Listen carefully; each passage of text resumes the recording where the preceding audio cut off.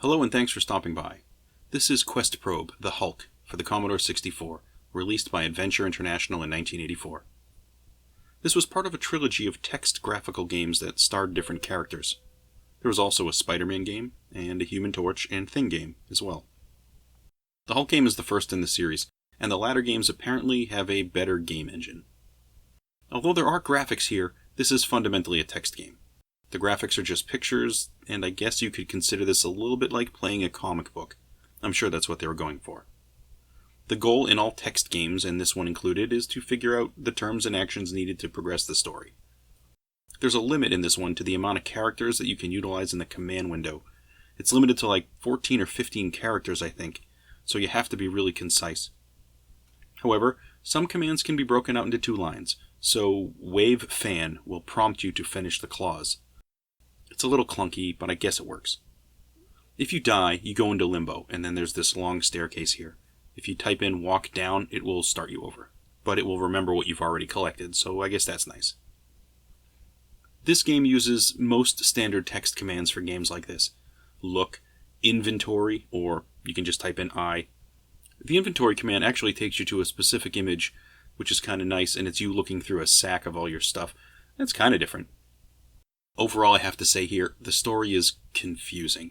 I say confusing because I was wandering around this game collecting gems before I figured out exactly what the purpose of the game was. It wasn't in the manual, but there is a sign you read when you start on the first room, and that explains that you're in a simulation and you need to collect gems. So we have a game that gives you an opportunity to just play the game and not understand the purpose of the game. I find that strange. I didn't read the sign when I first teleported in. I just started playing the game. I really think this is information they probably should have forced upon you as soon as you enter the game. Why give anyone the opportunity to wander around and get frustrated? Basically, this game is you becoming the Hulk at various points, and then usually some noxious gas turns you back to Bruce Banner. During this sort of back and forth that you have becoming the Hulk and turning back, your goal is to walk around and collect gems and place them in this thing called a warp field, which is something you can't avoid running into outside. It's pretty much everywhere, and the map isn't very large. There are two basic commands in this game that you need. They just pop up everywhere, especially early on. And you might not even know that you need to use these commands, but I guess you just are supposed to figure them out. I thought it was pretty difficult. You need to know how to turn yourself into the Hulk, and also you need to know that you need to dig. You just need to dig at various places in this game to get gems. I would have never guessed to use the term dig. Never. Not in any game have I ever looked at that as being something I needed to do. If you didn't know how to do that, I guess you'd just never be able to beat the game. So the story starts with Bruce Banner being tied to a chair. You just jump right into it, you're tied to a chair. I tried a few commands here before I managed to figure out the right one. You can start the game by saying rock, and basically I figured this was like movies where people are tied to a chair. They rock back and forth, and then they tip over, and then they try to break their bonds that way. Well, it worked for me. The chair doesn't break exactly, but you actually hit your head and you become the good old Hulk. The room then fills with gas, and you turn back to Bruce Banner. So the story starts out, and it seems that somebody must know who the Hulk is because this person can turn you back and forth from the Hulk. Okay, to get outside you have to do something to become the Hulk, of course. You need to press a delay button in this wall place hallway thing, and then I typed punch head, and I hit myself in the head and I became the Hulk. Then I could go outside. It worked, so okay, I guess that's important to note. So now when I need to become the Hulk, at least I have a command. When you leave the dome, which is the place you start, you need to walk around and you'll find this thing called a warp field.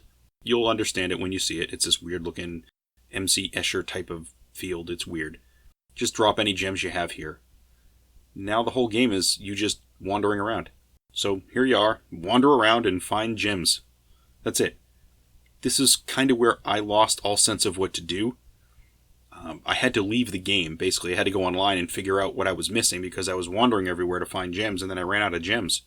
Then I found the term online, you need to dig. I would have never thought of that. You need to dig. In different places. Pretty much every screen you run into, I think you have to dig in it. Well, there's also a dome, and if you go over to the dome and you examine the dome or look at the dome, you might find this mesh screen on one side of the dome. You use the fan on the mesh. Apparently this pushes some wax into the dome. There's a beehive up there apparently, and this blows their beeswax into the dome. Then you can go back into the dome and you can pick this up later. You have to use it for something. There are some things that don't easily match up in this one, and it's kind of confusing. There are 1 or 2 spots where you're supposed to lift the dome, because there's a gem under it. But I go there and I type lift dome, and it doesn't work.